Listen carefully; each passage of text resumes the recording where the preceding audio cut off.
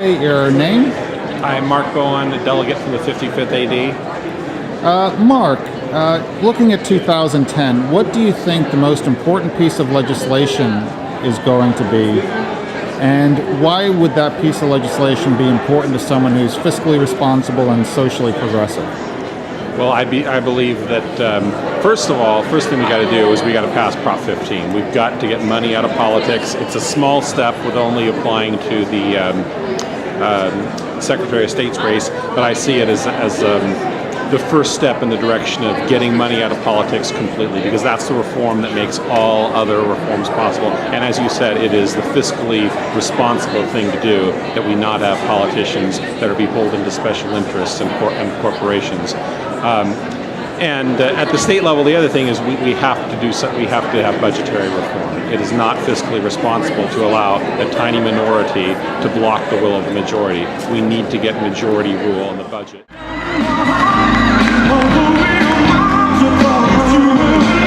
live. I'm here with Paul Koretz, City Councilman from Los Angeles. Paul, so what's going on with this budget? I mean, how do we fix this? Well, it's been somewhat of a disaster, a combination of not planning for a shortfall and then having revenues drop precipitously when it wasn't expected to be that bad. So we're looking at a $485 million shortfall next year. We found a lot of efficiencies, a lot of places to get revenue, a lot of good ideas like asking our contractors to take a voluntary 10% cut. When you add them all up, I think it comes pretty close to making up that shortfall. My colleagues have decided to push for 4,000 layoffs. I'm trying to fight that, and I'm hopeful that at the end of the day, we end the budget process with very minimal layoffs. But we'll see whether I'm successful or not in that effort. I just think it's the wrong thing to knee-jerk first to lay off 4,000 people and then to look at ways that we can bring that back in and reduce the shortfall. I think we do that first and make layoffs the last resort. So, what is your name and what district are you from? My name is Bill Zuke. I'm from the 44th Assembly District. So, Bill, what are you looking to get out of today's convention? Well, I hope to make a dent for the cause that I represent, which are people with disabilities. And I think that the people that don't understand or don't agree with our point of view, that's part of the reason I'm down here, is to educate them a little bit and to maybe change their mind to some degree.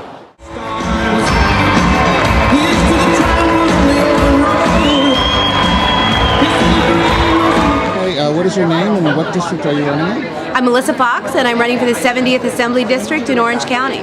Great, Melissa. If there was a piece of legislation that you could have passed in 2010, what would it be, and what would that mean for someone who's socially progressive and fiscally responsible? Well, there are two.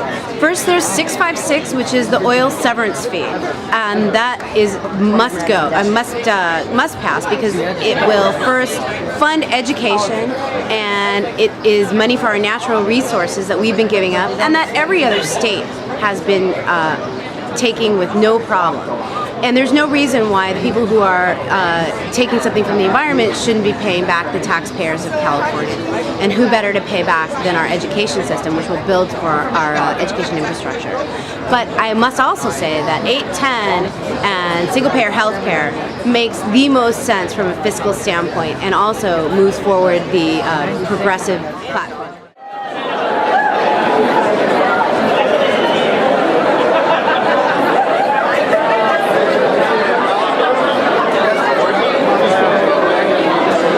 Okay, if you just, I'd like you to introduce yourself, and what are you doing here at the convention? I'm Paul Clay. I'm a delegate to the convention as a proxy for another delegate. I'm running for the 36th state Senate seat, which runs through Riverside County and San Diego counties.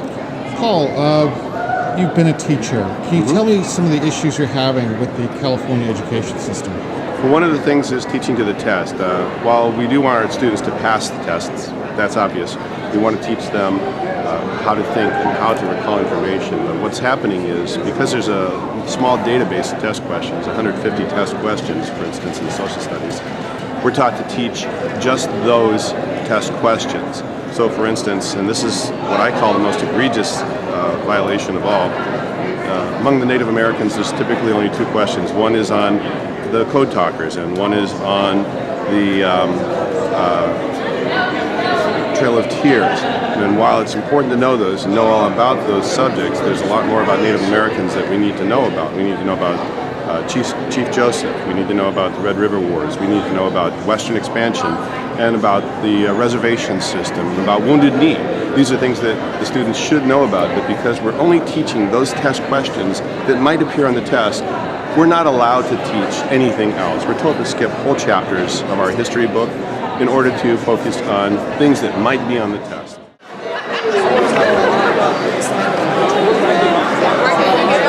Okay, your name and what district are you from and what brings you here today? Sure. My name's Cliff Numark.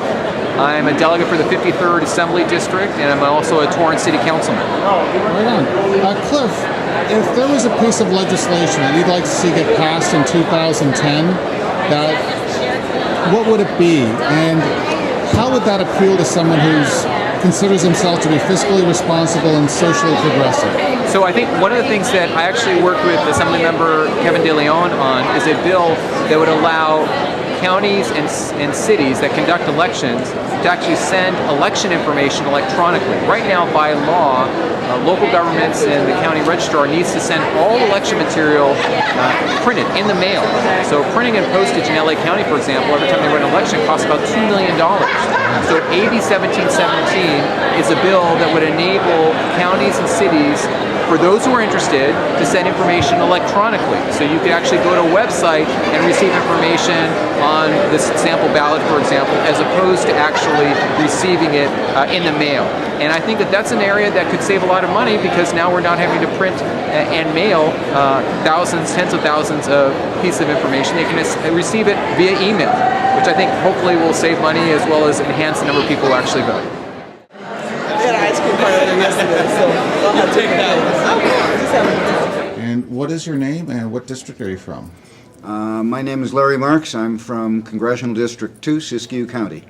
Larry, if you had kind of a wish list and you could have a piece of legislation passed in 2010, what would it be, and why would someone who's fiscally responsible and socially progressive be interested in that piece of legislation?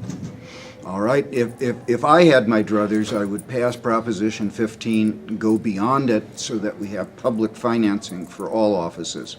The reason that even wealthy progressives would want to get behind that is that, frankly, the conservatives can always come up with more money than we can. Can you please give me your name? Yeah, my name's Gus Ayer. I'm the former mayor of Fountain Valley, California. Great, Gus. And what district are you? What assembly district is that? Fountain Valley is an AD 68, which is an open seat that Van Tran, is leaving right now. Wow. So tell me about that race. That race is very, very exciting. We have a horrible Republican candidate, Alan Minuteman Mansour, who is a racist, right-wing Republican, and we have a tremendous progressive Vietnamese candidate there named Phu Nguyen, who has been a student leader in the Vietnamese community for a long time, is running a tremendous campaign. It's just a very, very good progressive candidate.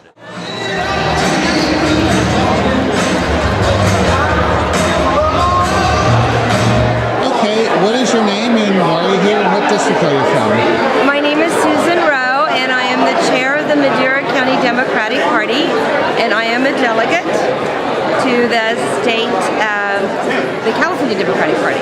Great. And Susan, if there was a piece of legislation that you would like to see passed in 2010, what would it be, and why would someone who's fiscally responsible and socially progressive be for that? My favorite piece of legislation right now that I hope will pass in 2010 is SB 810, single payer health care, and I think that it is the most fiscally responsible piece of legislation in the country.